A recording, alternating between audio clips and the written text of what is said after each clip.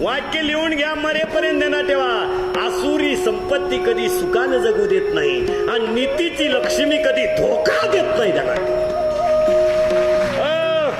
ज्याचं नीतीचं असतं वाक्य नीट ऐका. 100 पोरं असणाऱ्या भारताच्या सम्राटाला रस्त्यात भीक मागून मारावं लागलं. कुणाला? धृतराष्ट्राला. अरे ज्याला स्वतःची बायको नीट बोलत नव्हती, ज्याला गावातली लोक जवळ करीत नव्हती, ज्याचं पोरगा औषधा पाण्या वाचून मेला, त्याच्या दावणीचा बैल बिगर पाण्याचा मेला, त्याला जगात न्यायला देव आला. ध्यानात ठेवा. 100 पोरं भीक मागून मेला. तुकाराम महाराजांना वैकुंठाला न्यायला देव आला आणि धृतराष्ट्राचा मृत्यू रस्त्याच्या कडेला भीक मागून झाला.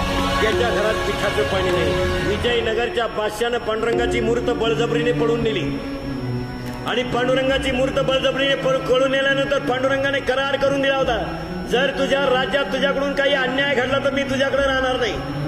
विजयनगरच्या बादशाने पांडुरंगाची मूर्ती पळून नेली. बंदीखान्यात देवाला ठेवलं. पंढरपुरामध्ये सगळ्यांची चर्चा झाली की आता देवाला सोडावं. कुणी सोडावं? भानदास महाराजांनी सांगितलं ते काम माझं. भानदासाचे कुळी महाविष्णूचा अवतार आणि भानदास महाराजांनी सांगितलं ते काम माझं.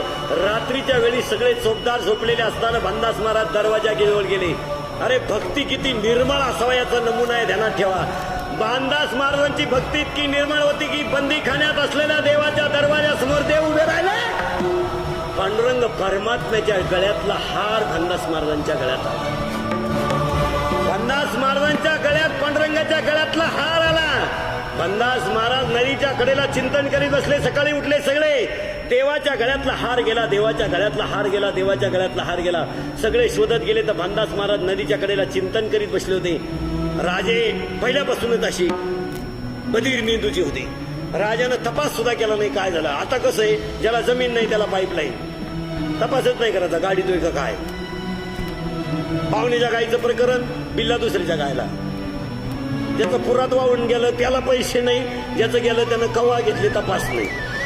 सगळा उलटा कार्यक्रम. मग राजानं तपास न करता डायरेक्ट सुळावर दिलं. अरे विजयनगरच्या बादशाने जेव्हा भानदास महाराजांना सुळावर न्यायला चालवलं,